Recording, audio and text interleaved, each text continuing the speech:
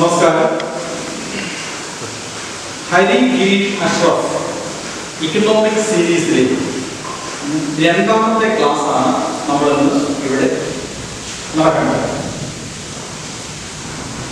കഴിഞ്ഞ ക്ലാസ്സിൽ ഗിരീഷ് സാർ ഇക്കണോമിക്സിന്റെ പ്രധാനപ്പെട്ട 4 ഡെഫിനിഷൻസ് നിങ്ങളെ പരിചയപ്പെടുത്തി. ഇന്ന് നമ്മൾ അതിന്റെ മറ്റൊരു ആസ്പെക്റ്റിലേക്ക് പോകും. അപ്പൊ നിങ്ങളോട് ഒരു ചോദ്യം ചോദിച്ചത്, നിങ്ങൾക്ക് എന്തെങ്കിലുമൊക്കെ പ്രശ്നങ്ങളുണ്ടോ നിങ്ങളുടെ ജീവിതത്തിൽ? ഉണ്ടോ? ഉണ്ടല്ലേ? അതെന്തൊക്കെയാണ് എന്നൊന്നും ഞാൻ ചോദിക്കുന്നില്ല. പക്ഷെ എങ്കിലും നിങ്ങളുടെ പ്രശ്നങ്ങളെല്ലാം നിങ്ങളുടെ മനസ്സിലേക്ക് ഒന്ന് കൊണ്ടുവന്നാൽ ഒരു കാര്യം നമുക്ക് മനസ്സിലാവും. ഒരാളുടെ പ്രശ്നങ്ങളായിരിക്കുന്നില്ല മറ്റൊരു ആൾക്ക്. എല്ലാവർക്കും കോമൺ ആയിട്ടുള്ള ചില പ്രശ്നങ്ങൾ ഉണ്ടാകാം. ഇനി ഒരു സമ്പദ് വ്യവസ്ഥയിലേക്ക് നമുക്ക് വരാം. ഇങ്ങനെ നമ്മൾ വന്നു കഴിഞ്ഞാൽ ഈ സമ്പദ് വ്യവസ്ഥകൾ അഥവാ വിവിധ രാജ്യങ്ങൾ നേരിടുന്ന എന്തെങ്കിലുമൊക്കെ പ്രശ്നങ്ങൾ നിങ്ങളൊന്ന് പറയാമോ? ഒന്ന് പറയാൻ കഴിയുമോ? ഒന്ന് പറയൂ. എന്താ പറയുക? ഓക്കെ, ശരിയാണ്, ജനസംഖ്യ വർധനവ്. ശരിയാണ്, ഒരു പ്രശ്നമാണ് ജനസംഖ്യ വർധനവ്. മറ്റൊരു പ്രശ്നം എന്താണ്? ഓക്കെ, ശരിയാണ്, ക്യാപിറ്റൽ ഫോർമേഷൻ. അല്ലെ, ക്യാപിറ്റൽ ഫോർമേഷൻ അത് കൂടുതലോ കുറവോ ഒക്കെ ആവാം എന്നുള്ളത്. പിന്നെ മറ്റു പ്രശ്നങ്ങൾ ശരിയാണ്, പൊല്യൂഷൻ. അല്ലെ, മലിനീകരണം. അതാണ് മലിനീകരണങ്ങൾ. അങ്ങനെ ഇഷ്ടംപോലെ പ്രശ്നങ്ങളാണ് ഓരോ രാജ്യങ്ങളും നേരിട്ടുകൊണ്ടിരിക്കുന്നത്. അപ്പോ ഞാൻ ചോദിച്ചോട്ടെ, ഈ പ്രശ്നങ്ങളെല്ലാം എല്ലാ രാജ്യങ്ങളിലും ഉണ്ടോ? പറയൂ, ഉണ്ടോ? ഒരിക്കലും കാണില്ല. കാരണം ചില രാജ്യങ്ങളിൽ പോപ്പുലേഷൻ ഗ്രോത്ത് ഉള്ളപ്പോ ചില രാജ്യങ്ങളിൽ അതില്ല. ക്യാപിറ്റൽ ഇഷ്ടം പോലെയുള്ള രാജ്യങ്ങളുണ്ട്, അത് കുറവുള്ള രാജ്യങ്ങളുണ്ട്. പൊല്യൂഷൻ വളരെ കൂടുതലുള്ള രാജ്യങ്ങളുണ്ട്, കുറവുള്ള രാജ്യങ്ങളുണ്ട്. ഇതെല്ലാം വ്യത്യസ്തങ്ങളാണ്. ഈ പ്രശ്നങ്ങളെല്ലാം പല രാജ്യങ്ങളിലും വ്യത്യസ്തങ്ങളാണ്, അല്ലെ? എന്നാൽ എല്ലാ രാജ്യങ്ങളിലും കോമണായിട്ടുള്ള പൊതുവെയുള്ള ചില പ്രശ്നങ്ങളുണ്ട്. ആ പ്രശ്നങ്ങളെ കുറിച്ചാണ് നമ്മൾ ഇന്ന് പഠിക്കുന്നത്. ഓക്കെ, ആ പ്രശ്നങ്ങളെ നമ്മൾ സെൻട്രൽ ഇക്കണോമിക് പ്രോബ്ലംസ് എന്നാണ് പറയുന്നത്. Central economic problems.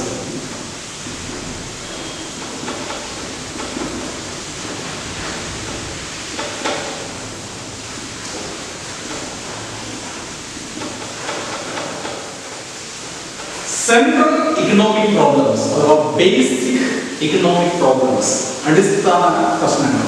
ഒരു സമ്പദ് വ്യവസ്ഥ അഭിമുഖീകരിക്കുന്ന അടിസ്ഥാനപരമായ പ്രശ്നങ്ങൾ അതെന്തൊക്കെയാണ് എന്നുള്ളതാണ് നമ്മൾ പഠിക്കുന്നത്. By central economic problem we mean those problems which are most common in almost all countries of the world. അതായത് എല്ലാ രാജ്യങ്ങളിലും കോമൺ ആയിട്ടുള്ള ചില പ്രശ്നങ്ങൾ. ഓരോ രാജ്യങ്ങളിലും പല വ്യത്യസ്തമായ പ്രശ്നങ്ങൾ ഉണ്ട് എന്ന് പറഞ്ഞു. അതാണ് നമ്മൾ ഇവിടെ പഠിക്കുന്നത്. കോമൺ, എല്ലാ രാജ്യങ്ങളിലും പൊതുവെയുള്ള ചില പ്രശ്നങ്ങളുണ്ട്. ആ പ്രശ്നങ്ങൾ എന്തെല്ലാമാണ് എന്നുള്ളതാണ് നമ്മൾ ഇന്ന് ഡിസ്കസ് ചെയ്യുന്നത്. ഓക്കെ, ശരി. അപ്പോ ഈ general economic problem, common economic problem, central economic problem, അതിന് അടിസ്ഥാനപരമായ ഒരു കാരണമാണ്. അതെന്താണ് എന്നുള്ളത് ഗിരീഷ് സാർ സ്കേഴ്സിറ്റി ഡെഫിനിഷൻ പഠിപ്പിച്ചപ്പോൾ പറഞ്ഞതാണ്. എന്താണ് പറയാമോ? ആർക്കെങ്കിലും എല്ലാ പ്രശ്നങ്ങളുടെയും കാരണം എന്താണ് എന്നുള്ളത്? കറക്റ്റ്, സ്കേഴ്സിറ്റി ഓഫ് റിസോഴ്സസ്, വിഭവങ്ങളുടെ ദൗർലഭ്യം. അത്രയും മാത്രം പറഞ്ഞാൽ പോരാ, ഒരു കാര്യം കൂടെ നമ്മൾ ബന്ധപ്പെടുത്തണം. എന്തുമായിട്ട്? നമ്മുടെ ആവശ്യങ്ങളുമായിട്ട്. അപ്പൊ ആവശ്യങ്ങളുമായിട്ട് ബന്ധപ്പെടുത്തുമ്പോൾ വിഭവങ്ങളുടെ പരിമിതി, ഇല്ലായ്മ അഥവാ കുറവ്, അതാണ് ഈ സെൻട്രൽ ഇക്കണോമിക് പ്രോബ്ലം ഉണ്ടാകാനുള്ള ഏറ്റവും പ്രധാനപ്പെട്ട കാരണം. അപ്പൊ ഞാൻ ഇതുവരെ രണ്ടേ കാര്യങ്ങൾ മാത്രമേ നിങ്ങളോട് പറഞ്ഞിട്ടുള്ളൂ. എന്തൊക്കെയാണ്? എന്തുകൊണ്ടാണ് നമ്മൾ ഈ പഠിക്കാൻ പോകുന്ന പ്രോബ്ലംസ് സെൻട്രൽ ഇക്കണോമിക് പ്രോബ്ലംസ് എന്ന് നമ്മൾ പറയുന്നത്? എന്തുകൊണ്ടാണ്? Those problems are common in almost all countries of the world, irrespective of developed or developing or underdeveloped. അതാണ് രാജ്യങ്ങൾ ഏതെങ്കിലും നോക്കേണ്ട കാര്യമില്ല. ഏത് രാജ്യമാണെങ്കിലും ശരി, ആ രാജ്യങ്ങളിലെല്ലാം മോസ്റ്റ് കോമൺ ആയിട്ടുള്ള പ്രശ്നങ്ങളാണ് എന്നുള്ളതുകൊണ്ടാണ് നമ്മൾ അവയെ ബേസിക് ഇക്കണോമിക് പ്രോബ്ലംസ് എന്ന് നമ്മൾ വിളിക്കുന്നത്. ഓക്കെ, രണ്ടാമത് പറഞ്ഞത് എന്താണ്? ഈ പ്രശ്നങ്ങൾക്കുള്ള കാരണം എന്താണ്? ഒരേ ഒരു കാരണം, വേറെ ഒരു കാരണങ്ങൾ നമ്മൾ അന്വേഷിക്കുന്നില്ല. ഒറ്റ കാരണം എന്താണ്? Scarcity of resources in relation to our demand. നമ്മളുടെ ആവശ്യങ്ങളുമായിട്ട് താരതമ്യം ചെയ്യുമ്പോൾ വിഭവങ്ങൾ പരിമിതമാണ്, ലിമിറ്റഡ് ആണ്. ഇനി നമുക്ക് ആ പ്രശ്നങ്ങളിലേക്ക് പോകാം. ബേസിക് ഇക്കണോമിക് പ്രോബ്ലംസ് എന്തെല്ലാമാണ് എന്നുള്ളതാണ് നമ്മൾ ഡിസ്കസ് ചെയ്യുന്നത്. ഓക്കെ, ശരി. ഞാൻ വീണ്ടും ഒരു ചോദ്യം ചോദിച്ചോട്ടെ. നമ്മൾക്ക് ഈ ഭൂമിയിൽ ജീവിക്കണമെങ്കിൽ ഒരുപാട് സാധനങ്ങളും സേവനങ്ങളും ആവശ്യമാണ് എന്ന് ഞാൻ പറഞ്ഞാൽ ശരിയാണോ?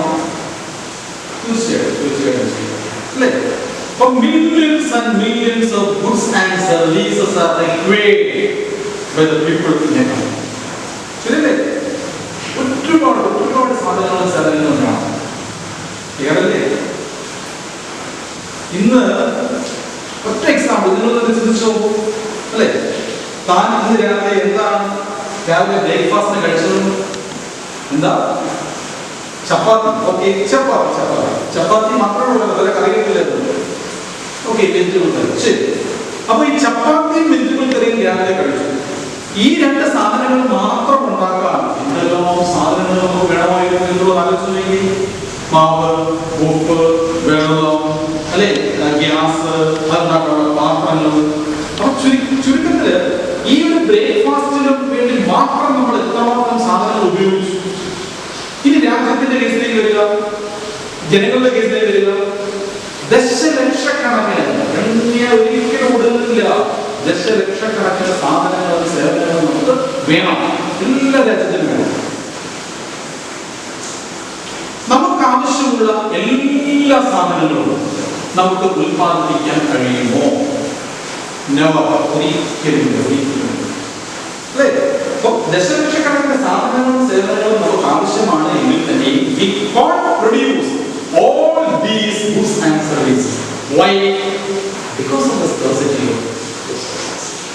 Resources scarce ആണ് അല്ലേ? എല്ലാം ഉൽപ്പാദിപ്പിക്കാൻ ആവശ്യമായ വിഭവങ്ങൾ നമുക്കില്ല എന്നുള്ളത് കൊണ്ട് നമ്മൾ ഒരു കാര്യം തീരുമാനിക്കണം. എന്ത് തീരുമാനിക്കണം? That is the most important central economic problem. ആ പ്രോബ്ലത്തെ നമ്മൾ വിളിക്കുന്നത് what to produce എന്നാണ്. What to produce. What to produce. അപ്പോൾ ലക്ഷക്കണക്കിന് സാധനങ്ങളും സേവനങ്ങളും നമുക്ക് വേണം.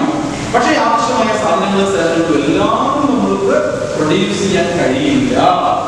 അവിടെ എന്ത് തീരുമാനിക്കുന്നു? അവിടെ ചോയ്സിന്റെ പ്രശ്നമുണ്ട്. ചോയ്സ്.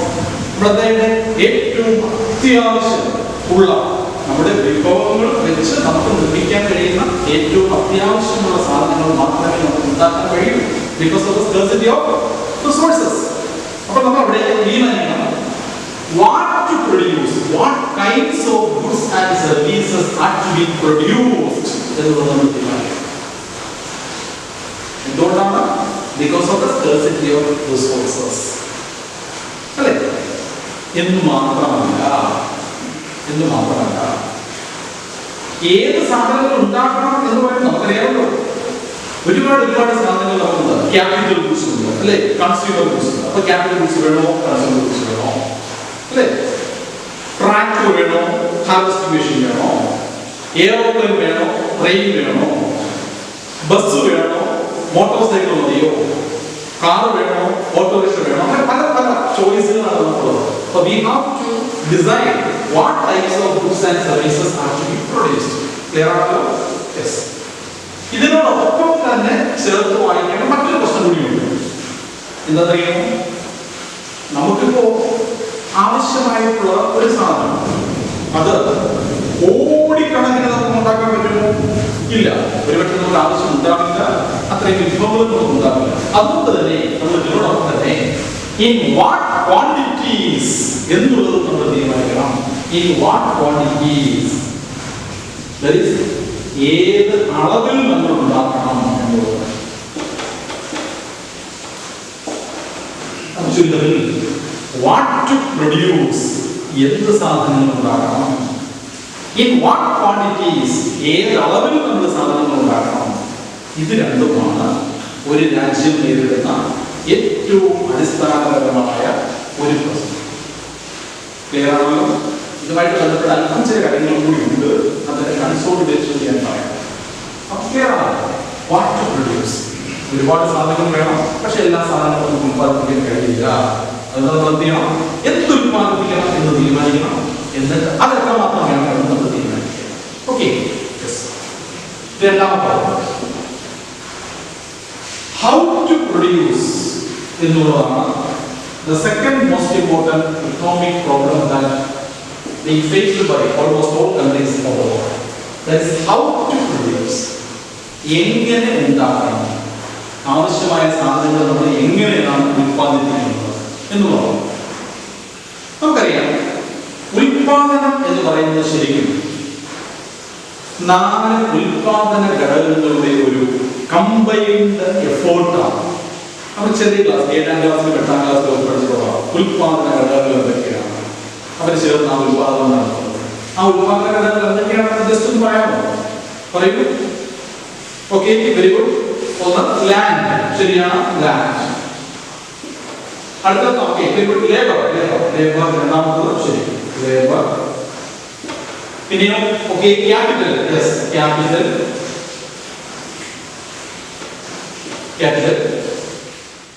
അപ്പോ സാധനങ്ങൾ ഉൽപ്പാദിപ്പിക്കുന്നത് 4 ഉൽപാദന ഘടകങ്ങൾ ചേർന്നിട്ടാണ്. ഇതിലെ ലാൻഡ്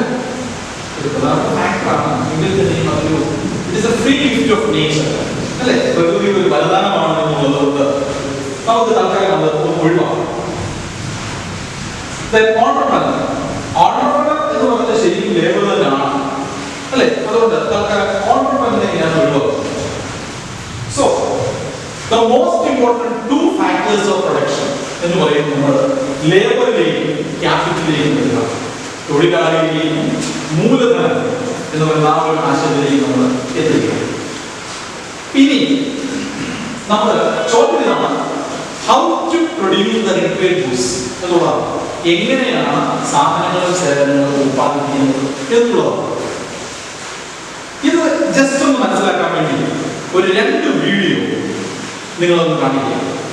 അത് കണ്ടിട്ട് നമുക്ക് ഡിസ്കസ് ചെയ്യാം. ഓക്കെ.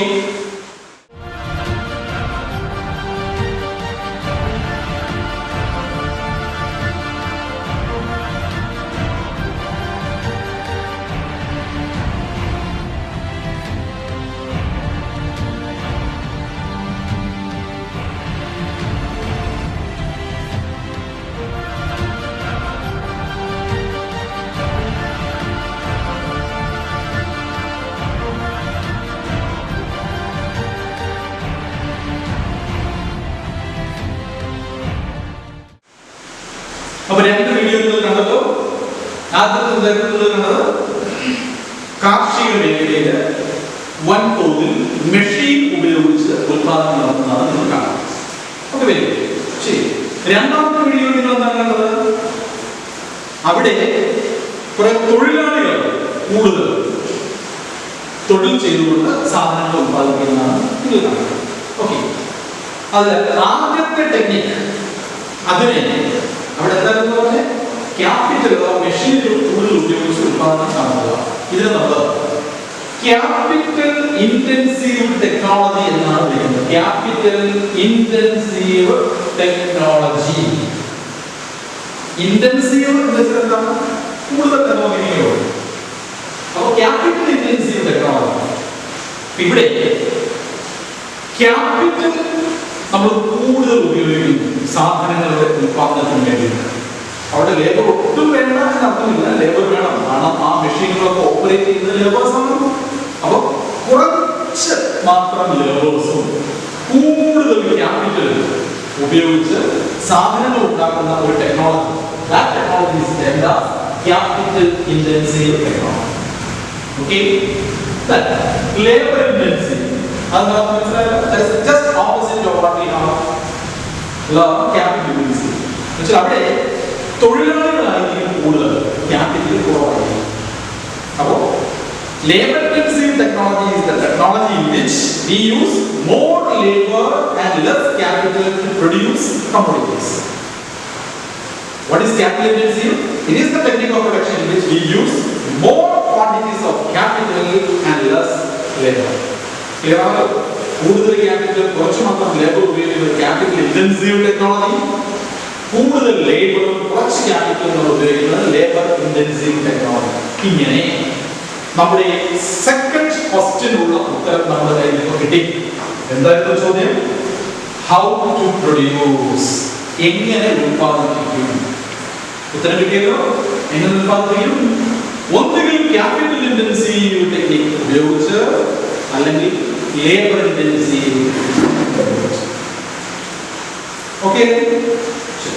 ഇനി ഒരു കാര്യം കൂടെ, അതായത് കണ്ടിന്യൂസ് ആൻഡ് കോംപ്രിഹെൻസീവ് ഇവാലുവേഷൻ എന്ന് പറയുന്നത് നമ്മുടെ പഠനത്തിന്റെ ഭാഗമാണല്ലോ. അതുകൊണ്ട് നിങ്ങൾ സ്കൂളുകളിലേക്ക് എത്തുമ്പോൾ ഞാൻ ഈ പറയുന്നത് ക്ലാസ് വർക്ക് കൂടി ചെയ്തിട്ട് നിങ്ങളുടെ ഇക്കണോമിക്സ് ടീച്ചറിനെ ഒന്ന് ഏൽപ്പിക്കുക. അതായത് നിങ്ങൾ ബോയ്സും ഗേൾസും ഉണ്ട് എന്നുള്ള സങ്കല്പത്തിലാണ് ഞാൻ പറയുന്നത്. ബോയ്സ് മുഴുവനും labour intensive technology is the best technology എന്ന് വാദിക്കുക എന്ന് പറയുമ്പോൾ അതാണ് നല്ലത്, അതിന്റെ മെറിറ്റ്. നിങ്ങളുടെ ഓപ്പോസിറ്റ് ആയിരുന്ന ഗേൾസ് ആണ്, അവർ വാദിക്കുന്നത് ക്യാപിറ്റൽ ഇന്റൻസീവ് ടെക്നോളജി എന്നുള്ളതാണ്. അപ്പൊ labour intensive technology is the best എന്ന് നിങ്ങൾ വാദിക്കുന്നു. അപ്പൊ അതിന്റെ മെറിറ്റ് എഴുതുന്നു, ക്യാപിറ്റൽ ഇന്റൻസീവ് ടെക്നോളജിയുടെ ഡിഫക്റ്റ് എഴുതുന്നു.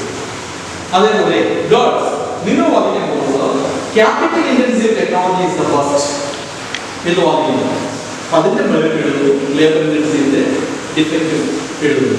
ഇത് ഡിബേറ്റ് ആയിട്ട് നിങ്ങൾ നടത്തിയിട്ട് അതിന്റെ ഡിബേറ്റ് റിപ്പോർട്ട് എഴുതിയിട്ട് നിങ്ങളുടെ എക്കണോമിക്സ് ടീച്ചറിനെ നിങ്ങൾ ഏൽപ്പിക്കണം. ഓക്കെ. ഡിബേറ്റ് റിപ്പോർട്ടിന്റെ ഫോർമാറ്റ് ഒക്കെ നിങ്ങൾക്കറിയാമല്ലോ, ഫസ്റ്റ് ചെയ്തതാണ്, നമ്മളൊന്നും അത് പറയുന്നില്ല. ഒരു ടൈറ്റിൽ, ഒരു ഇൻട്രൊഡക്ഷൻ, പിന്നെ ആ കണ്ടന്റ് ഉണ്ടാവണം, പിന്നെ ഒരു കൺക്ലൂഷൻ ഉണ്ടാവണം. ഓക്കെ. അപ്പൊ അത് ചെയ്ത് നിങ്ങൾ ഏൽപ്പിക്കുക. അത് CCEയുടെ ഭാഗമായിട്ട് ഇത് ഇവാലുവേറ്റ് ചെയ്യുന്നതായിരിക്കും. ഓക്കെ. അപ്പോ നമ്മുടെ ബേസിക് ഇക്കണോമിക് പ്രോബ്ലംസ് ഇതിൽ നമ്മൾ രണ്ടെണ്ണം ഇപ്പോൾ പഠിച്ചു. വീണ്ടും പറയേണ്ടതില്ല എന്ന് വിശ്വസിക്കുന്നു. What to produce in what quantities, രണ്ട് ഹൗ ടു പ്രൊഡ്യൂസ്. നമുക്ക് അടുത്ത ലാസ്റ്റ് പ്രോബ്ലത്തിലേക്ക് വരാം. That is, for whom to produce, for whom to produce. ആർക്കു വേണ്ടി നമ്മൾ ഉൽപ്പാദിപ്പിക്കണം, ആർക്കു വേണ്ടിയാണ് നമ്മൾ ഉൽപ്പാദിപ്പിക്കേണ്ടത് എന്നുള്ളത്. അതിന് കുറച്ച് കാര്യങ്ങളാണ് ആ സെക്കൻഡ് പോയിന്റ് നമ്മൾ പറഞ്ഞിട്ടുണ്ട്. ഹൗ ടു പ്രൊഡ്യൂസ് എന്ന് പറയുന്നത്. അവിടെ ഞാൻ പറഞ്ഞു, പ്രൊഡക്ഷൻ എന്ന് പറയുന്നത് combined result of the 4 factors of production എന്ന് നമ്മൾ പറയുന്നു. അത് ഏതൊക്കെയായിരുന്നു? ലാൻഡ്, ലേബർ, ക്യാപിറ്റൽ, ഓർഗനൈസേഷൻ അഥവാ organisation. Land, labour, capital, organisation. Okay. അപ്പോ ഏതൊരു സാധനവും ഉണ്ടാക്കുന്നത് ഇവരാണ്. ഇവര് ഉണ്ടാക്കുന്ന ഈ സാധനം നമ്മൾ പറയുന്നത് നാഷണൽ ഔട്ട്പുട്ട് എന്ന് വിളിക്കാം. അത് മൊത്തം ലെവലിൽ പറയുമ്പോൾ നാഷണൽ ഔട്ട്പുട്ട് എന്ന് പറയാം. ഈ സാധനത്തിന് ഒരു വിലയുണ്ട്, അല്ലേ? ആ വില എന്ന് പറയുന്നത് എങ്ങോട്ടാണ് വിതരണം ചെയ്യപ്പെടുക? ആരാണോ ഈ പ്രൊഡക്ഷൻ പ്രോസസ്സിൽ പങ്കാളികളായത്, ഏതെല്ലാം ഫാക്ടേഴ്സ് ഓഫ് പ്രൊഡക്ഷൻ ആണോ അവർക്ക് വേണ്ടി നമ്മൾ വിതരണം ചെയ്തു കൊടുക്കും. ഫോർ എക്സാമ്പിൾ, നമ്മൾ ഒരു പാക്കറ്റ് സിമെന്റ് ആണ് ഉണ്ടാക്കിയത് എന്ന് സങ്കല്പിക്കൂ. ആ ഒരു പാക്കറ്റ് സിമെന്റ് ഉണ്ടാക്കിയതായ ലാൻഡ്, ലേബർ, ക്യാപിറ്റൽ, ഓർഗനൈസേഷൻ എന്ന് പറയുന്ന 4 ഫാക്ടേഴ്സ് ഓഫ് പ്രൊഡക്ഷൻ ആണ്. ആ ഒരു പാക്കറ്റ് സിമെന്റിന്റെ വില എന്ന് പറയുന്നത് സപ്പോസ് 500 രൂപയാണ് സങ്കല്പിക്കുക. 500 രൂപയാണ് സങ്കല്പിക്കുക. മനസ്സിലാക്കാൻ വേണ്ടി പറയുന്നത് 500 രൂപയാണ്. അങ്ങനെ ഈ 500 രൂപ ഈ ഒരു പാക്കറ്റ് സിമെന്റ് ഉണ്ടാക്കിയ ഉണ്ടാക്കാൻ സഹായിച്ച 4 ഫാക്ടേഴ്സ് ഓഫ് പ്രൊഡക്ഷൻ നമ്മൾ നൽകുകയാണ്. സപ്പോസ് ലാൻഡിന് നമ്മളൊരു 50 രൂപ നൽകിയെന്ന് സങ്കല്പിക്കും. ലേബറിന് നമ്മളൊരു 100 രൂപ നൽകി. ക്യാപിറ്റലിന് നമ്മളൊരു 300 രൂപ നമ്മൾ നൽകിയെന്ന് സങ്കല്പിക്കും. എത്രയായി? 300, 400, 450 ആകെയുള്ളത് എത്രയാണ്? 500. ബാക്കിയുള്ള 50 രൂപ ഓർഗനൈസേഷന് നമ്മൾ നൽകി. എക്സാമ്പിൾ പറയുന്നത് ഇവിടെ ലാൻഡിന് നമ്മൾ നൽകിയ 50 രൂപയെ നമ്മൾ ഒരു പ്രത്യേക പേരിലാണ് വിളിക്കുന്നത്. ഏത് പേരിലാണ്? റെന്റ് അഥവാ വാടക എന്ന് പറയുന്നത്. അപ്പൊ റെന്റ് ആണ് ലാൻഡ് എന്ന ഫാക്ടർ ഓഫ് പ്രൊഡക്ഷന്റെ സർവീസിന് വേണ്ടി നമ്മൾ നൽകിയ റിവാർഡ് പേയ്മെന്റ്. അപ്പൊ ഇത് ഈ 50 രൂപ റെന്റ് എന്ന് വിളിക്കുന്നു. അപ്പൊ ബാക്കിയുള്ളത് മനസ്സിലായിട്ടുണ്ടല്ലോ. ലേബറിന് നൽകിയ 100 രൂപയെന്ന് വിളിക്കും wage. Okay, very good, wage. Capital നൽകിയ 300 രൂപയോ ഇൻട്രസ്റ്റ്. Okay, interest. ബാക്കിയുള്ള 50 രൂപ ഓണ്ടർപ്രനേഴ്സ് ഓർഗനൈസേഴ്സ് പ്രോഫിറ്റ് ആയിട്ട് പ്രോഫിറ്റ്. അപ്പൊ ശ്രദ്ധിക്കുക, നമ്മൾ ആകെ ഉണ്ടാക്കിയ ആ പ്രൊഡക്റ്റ് അതിന്റെ തുക നമ്മൾ എന്താ ചെയ്തേ? ആരാണോ ഉണ്ടാക്കിയത് അവർക്കായിട്ട് വിതരണം ചെയ്യപ്പെട്ടു. വിതരണം നൽകി കഴിഞ്ഞു. എന്തൊക്കെയായിട്ട്? റെന്റ് ആയിട്ടും, വേജ് ആയിട്ടും, ഇൻട്രസ്റ്റ് ആയിട്ടും, പ്രോഫിറ്റ് ആയിട്ടും. അതുകൊണ്ട് ഈ 4 കാര്യങ്ങളെ നമുക്ക് ഫാക്ടർ പേയ്മെന്റ്സ് എന്ന് വിളിക്കാം. ഫാക്ടർ പേയ്മെന്റ്സ് അഥവാ ഫാക്ടർ റിവാർഡ്സ് എന്ന് വിളിക്കാം. ഉൽപാദന ഘടകങ്ങൾക്കുള്ള പ്രതിഫലം. അപ്പൊ ഉൽപാദന ഘടകങ്ങൾക്കുള്ള പ്രതിഫലം എന്തൊക്കെയാ? Rent, wage, interest and profit. ഉൽപാദന ഘടകങ്ങൾ എന്തൊക്കെയാ? Land, labour, capital, organisation. ഇങ്ങനെ നമ്മുടെ അവസാനത്തെ ക്വസ്റ്റ്യൻ എന്തായിരുന്നു? For whom to produce. For whom to produce. ആർക്ക് വേണ്ടി നമ്മൾ ഉണ്ടാക്കുന്നത്? ആർക്ക് വേണ്ടിയാണ് നമ്മൾ ഉണ്ടാക്കുന്നത്? ആരാണോ പ്രൊഡക്ഷൻ പ്രോസസ്സിൽ പങ്കാളികളായത് അവർക്ക് വേണ്ടി നമ്മൾ ഉണ്ടാക്കിയ പ്രൊഡക്ട്സ്, അതിന്റെ വില, അത് ജനറേറ്റ് ചെയ്ത ഇൻകം ഡിസ്ട്രിബ്യൂട്ട് ചെയ്ത് കൊടുക്കുക എന്നുള്ളതാണ് നമ്മൾ for whom to produce എന്നുള്ളത് നമ്മൾ ഉദ്ദേശിക്കുന്നത്. മനസ്സിലായിട്ടാണ് ഉദ്ദേശിക്കുന്നത്.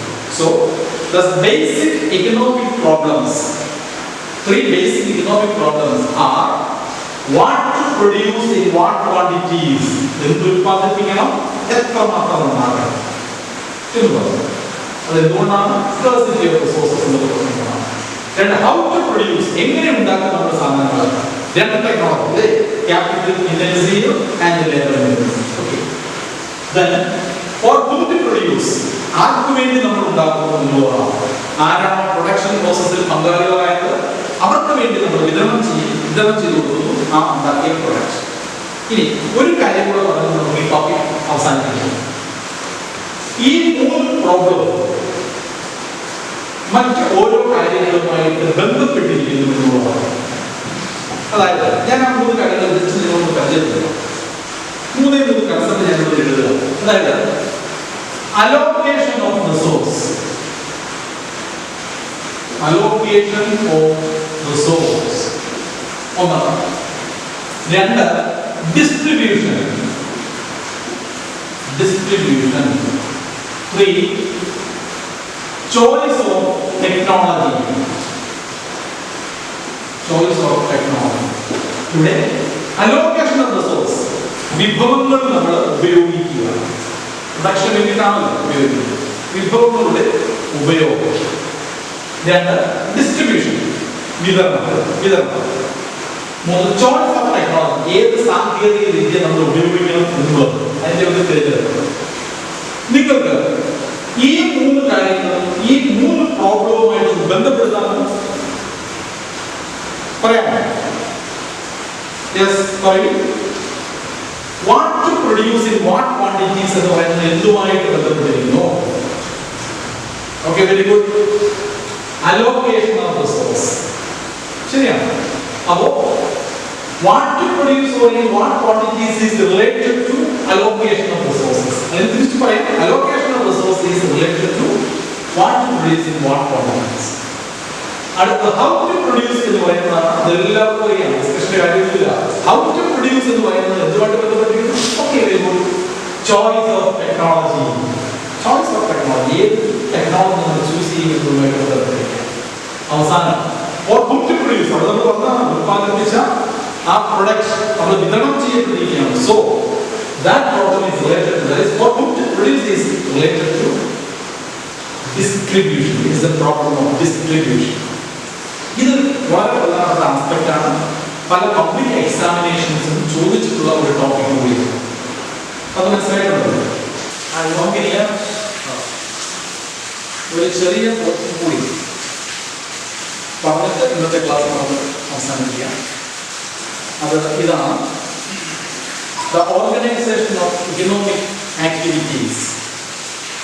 സാമ്പത്തിക പ്രവർത്തനങ്ങൾ, അതിന്റെ സംഘാടന എങ്ങനെയാണ് നമ്മുടെ ലോകത്തുള്ളത്? Organisation of economic activities. അപ്പോൾ വിവിധ സാമ്പത്തിക പ്രവർത്തനങ്ങളുടെ സംഘാടന 3 തരത്തിലാണ് ഇന്ന് ലോകത്തുള്ളത്. 3 തരത്തിൽ. ഒന്ന്, മാർക്കറ്റ് ഇക്കോണമി എന്ന് പറയുന്നത്.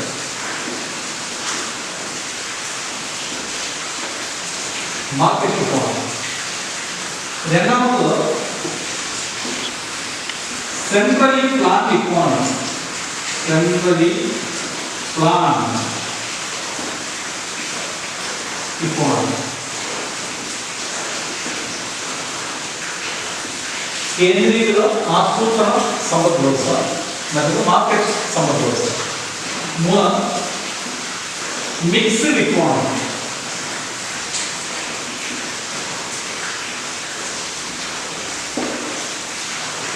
Market economy, centrally planned economy, mixed economy എന്ന 3 തരത്തിലാണ് നമ്മുടെ സാമ്പത്തിക പ്രവർത്തനങ്ങളുടെ സംഘാടനം എന്നുള്ളത്. ഇതില് മാർക്കറ്റ് ഇക്കോണമി നമുക്ക് മറ്റൊരു പേരിൽ വേണമെങ്കിൽ വിളിക്കാൻ, ക്യാപിറ്റലിസം എന്ന് വിളിക്കാം. ക്യാപിറ്റലിസം. സെൻട്രലി പ്ലാൻഡ് ഇക്കോണമി, അത് നമുക്ക് സോഷ്യലിസം എന്ന് കൂടി വിളിക്കാം.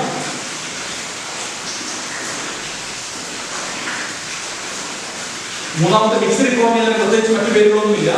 There is a mixture of the two, that is market economy and centrally planned economy. As a beginners of economics, വളരെ കുറച്ച് പോർഷൻസ് മാത്രമേ ഇതിനെക്കുറിച്ച് പഠിക്കാനുള്ളൂ. അത് മാത്രമേ നമ്മൾ ക്ലാസ് അവസാനിപ്പിക്കാം. മാർക്കറ്റ് ഇക്കോണമി അഥവാ capitalist economy, centrally planned economy or socialist economy, then mixed economy. ഇത് നമുക്ക് എന്തൊക്കെയാണ് എന്ന് നമുക്ക് മനസ്സിലാക്കാം. അത് പലതരത്തിൽ നമുക്ക് ഇതിനെ വ്യാഖ്യാനിക്കാൻ തന്നെയും ഞാൻ ഉദ്ദേശിക്കുന്നത് ഒറ്റ ആസ്പെക്ടിന്റെ ബേസിൽ നിർവചനം എന്നുള്ളതാണ്. അതായത് ഫാക്ടേഴ്സ് ഓഫ് പ്രൊഡക്ഷൻ പഠിച്ച പറഞ്ഞതാണ്. ഈ ഫാക്ടേഴ്സ് ഓഫ് പ്രൊഡക്ഷൻസ് ആരുടെ നിയന്ത്രണത്തിലാണ് എന്നുള്ളതിനെ ആസ്പദമാക്കിയും അവരുടെ ലക്ഷ്യങ്ങളെ ആസ്പദമാക്കി നമുക്ക് ഈ 3 സമ്പദ് വ്യവസ്ഥകളെ നമുക്ക് നിർവചിച്ചു. ഇവിടെ മാർക്കറ്റ് ഇക്കോണമി ഓർ ക്യാപിറ്റലിസ്റ്റ് ഇക്കോണമിയില് all factors of production are all operated and controlled by private individuals. അപ്പോൾ മാർക്കറ്റ് ഇക്കോണമിയിലെ എല്ലാ ഉൽപാദന ഘടകങ്ങളുടെ ഉടമസ്ഥാവകാശവും അതിന്റെ മുഴുവൻ കൺട്രോളും ആരുടെ കൈകളിലാണ്? സ്വകാര്യ വ്യക്തികളുടെ കൈകളിലാണ്. അപ്പോൾ സ്വകാര്യ വ്യക്തികൾ ഉൽപാദന ഉപാധികൾ നിയന്ത്രിക്കുന്ന സമ്പദ് വ്യവസ്ഥയാണ് മാർക്കറ്റ് ഇക്കോണമി അഥവാ ക്യാപിറ്റലിസം. നമുക്കറിയാം, സ്വകാര്യ വ്യക്തികളാണ് ഒരു ഇക്കോണമിയെ നിയന്ത്രിക്കുന്നതെങ്കിൽ അവരുടെ ഏറ്റവും പ്രധാനപ്പെട്ട ലക്ഷ്യം എന്തായിരിക്കും? കറക്റ്റ് ലാഭം അല്ലെ? എല്ലാത്തിന്റെയും പോക്കറ്റ് അതല്ല, ലാഭം പരമാവധിയാക്കുക എന്നുള്ളതാണ്. അതുകൊണ്ട് ചേർത്ത് നമുക്കൊന്ന് ഡിഫൈൻ ചെയ്യാം. So what is market economy or capitalism? Is an economic system or is an economic organization of the economy in which all the factors of production are controlled by the private individuals for what? For profits. Clearly, അപ്പോൾ എല്ലാ ഉൽപാദന ഉപാധികളുടെയും നിയന്ത്രണം സ്വകാര്യ വ്യക്തികൾ നടത്തുകയും അവരുടെ പ്രധാനപ്പെട്ട ലക്ഷ്യം എന്ന് പറയുന്നത് ലാഭവുമായിരിക്കുന്ന സമ്പദ് വ്യവസ്ഥ. അതിനെയാണ് നമ്മൾ capitalist economy or market economy എന്ന് വിളിക്കുന്നത്. ഇനി സെൻട്രലി പ്ലാൻഡ് ഇക്കോണമി. കേന്ദ്രീകൃത ആസൂത്രണ സമ്പദ് വ്യവസ്ഥ അഥവാ socialism. That is the just opposite of capitalism. അപ്പോൾ എന്തെന്ന് ഡിഫൈൻ ചെയ്യാം? Centrally planned economy is an economy in which all factors of production are owned, operated and controlled by the state. Like the state means the society, the people. Like the ജനങ്ങളുടെ കയ്യിലാണ് മുഴുവൻ ഉൽപാദന ഉപാധികളുടെയും നിയന്ത്രണം. അപ്പൊ സ്റ്റേറ്റിന്റെ കയ്യിലാണ് എങ്കിൽ സ്റ്റേറ്റിന്റെ ഏറ്റവും പ്രധാനപ്പെട്ട ലക്ഷ്യം എന്തായിരിക്കും? Not the profit motive but എന്തായിരിക്കും? The maximum welfare of the people, of the public. അപ്പോ നമുക്ക് ഇങ്ങനെ അതിനെ കൺക്ലൂഡ് ചെയ്യാം. What is centrally planned economy? It is an economic system in which all means of production are owned, operated and controlled by the state with the aim of the welfare of the public. Clearly? Appo market economy ile സ്വകാര്യ വ്യക്തികൾ പ്രോഫിറ്റിന് വേണ്ടി നിലകൊള്ളുന്നു. Centrally planned ഇക്കോണമിയിൽ സ്റ്റേറ്റിന്റെ കയ്യിലാണ് എല്ലാ ഉൽപാദന ഉപാധികളുടെയും നിയന്ത്രണം, ലക്ഷ്യമോ welfare of the people. Okay, ശരിക്കും ഈ മാർക്കറ്റ് ഇക്കോണമിയുടെയും സെൻട്രലി പ്ലാൻഡ് ഇക്കോണമിയുടെയും എല്ലാ നല്ല ഗുണങ്ങളെയും അതിന്റെ ഡിഫക്റ്റുകളൊക്കെ ഒഴിവാക്കിയിട്ട് നല്ല ഗുണങ്ങളെ മാത്രം ഉൾക്കൊണ്ടുകൊണ്ട് ഉണ്ടാക്കിയിട്ടുള്ള ഒരു സമ്പദ് വ്യവസ്ഥയാണ് മിക്സ്ഡ് ഇക്കോണമി, മിശ്ര സമ്പദ് വ്യവസ്ഥ എന്ന് നമുക്ക് പറയാം. ഇവിടെ we can see all the good features of both capitalism and socialism. അതുകൊണ്ട് തന്നെ നമുക്ക് ഇവിടുത്തെ പ്രൈവറ്റ് ഇൻഡിവിജ്വൽസും ഇവിടെയുണ്ട്, നമ്മുടെ സെൻട്രലി പ്ലാൻഡ് ഇക്കോണമിയിലെ ആരുടെ സ്റ്റേറ്റും ഇവിടെയുണ്ട്.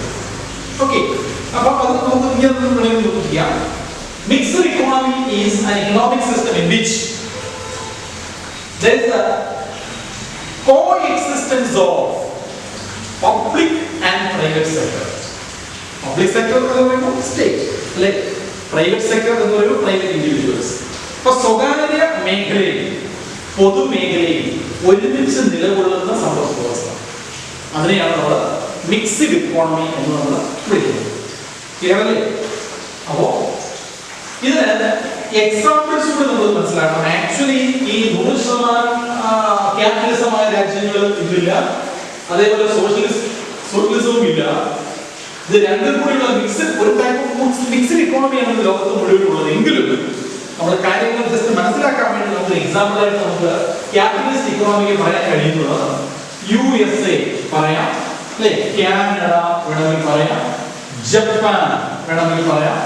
ഇത്തരം രാജ്യങ്ങളെല്ലാം ക്യാപിറ്റലിസ്റ്റ് ഇക്കോണമിക്ക് ഉദാഹരണമായിട്ട് നമുക്ക് പറയാൻ കഴിയുന്നതാണ്. സെൻട്രലി പ്ലാൻഡ് ഇക്കോണമി എന്ന് പറയുന്നത് ചൈന ഏറ്റവും നല്ല എക്സാമ്പിൾ ആണ്. ചൈന, ക്യൂബ തുടങ്ങിയ രാജ്യങ്ങളെല്ലാം സോഷ്യലിസ്റ്റ് സമ്പദ് വ്യവസ്ഥയ്ക്ക് ഉദാഹരണമാണ്. Mixed economy India, Sri Lanka, Pakistan തുടങ്ങിയ രാജ്യങ്ങളെല്ലാം നമുക്ക് മിക്സ്ഡ് ഇക്കോണമിക്ക് എക്സാമ്പിൾ ആയിട്ട് നമുക്ക് പറയാൻ കഴിയുന്നതാണ്. അപ്പോ നമ്മുടെ ഈ 3 ഇക്കണോമിക് ഓർഗനൈസേഷനും ഇവിടെ പറഞ്ഞു, ജസ്റ്റ് ഡിഫൈൻ ചെയ്ത് ഒരു എക്സാമ്പിൾ പറഞ്ഞു ഇത് ഫോളോ ചെയ്യുന്ന രാജ്യങ്ങൾ എന്നുള്ളതിൽ നമ്മൾ നേരത്തെ പറഞ്ഞ ടോപ്പിക്കുമായിട്ട് ഒന്ന് കണക്ട് ചെയ്തിട്ട് ഈ ക്ലാസ് ഇവിടെ അവസാനിപ്പിക്കാം.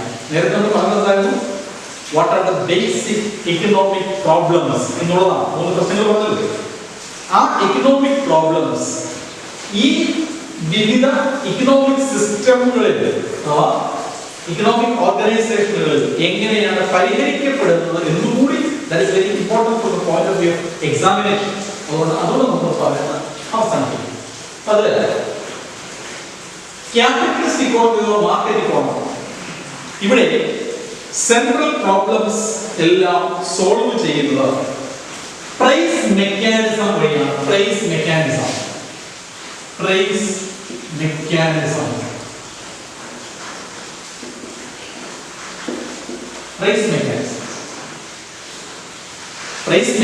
എന്താണെന്ന് ചോദിച്ചാൽ it is the automatic adjustment of the demand and supply.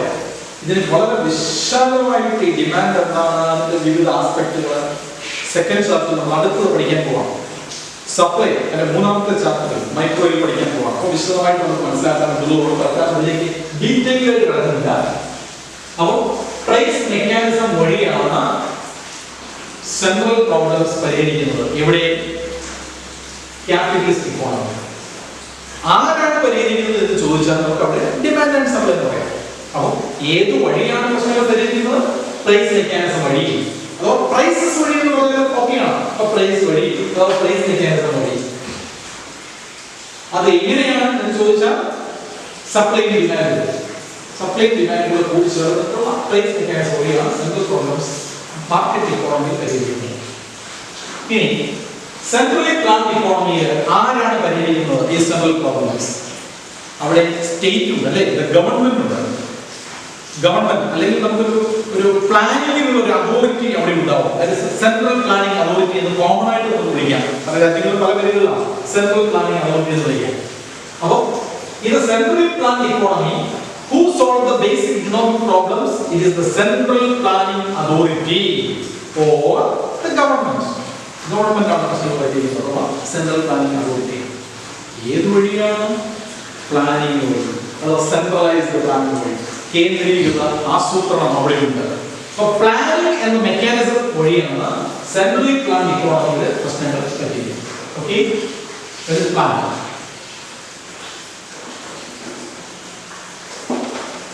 അപ്പോൾ ക്ലിയർ ആണല്ലോ. മാർക്കറ്റ് ഇക്കോണമിയിൽ പ്രശ്നങ്ങൾ പരിഹരിക്കുന്നത് പ്രൈസ് മെക്കാനിസം വഴി. ആര്? Demand supply. സെൻട്രലി പ്ലാൻഡ് ഇക്കോണമിയിൽ പ്രശ്നങ്ങൾ പരിഹരിക്കുന്ന ആരാണ്? ഗവൺമെന്റ് ആണ്, അഥവാ സെൻട്രൽ പ്ലാനിംഗ് അതോറിറ്റിയാണ് പരിഹരിക്കുന്നത്. ഏത് മെക്കാനിസം വഴി? പ്ലാനിംഗ് എന്നുള്ള മെക്കാനിസം വഴി. ഓക്കെ.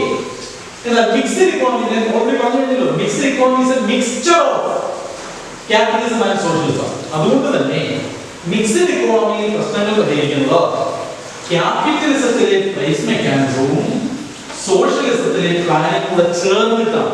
ഇപ്പൊ രണ്ട് ആസ്പെക്ട് നമുക്കിവിടെ പറയാം. അപ്പൊ മിക്സ്ഡ് ഇക്കോണമിയിൽ പ്രശ്നങ്ങൾ പരിഹരിക്കുന്ന ആരാണ്? ഗവൺമെന്റ്.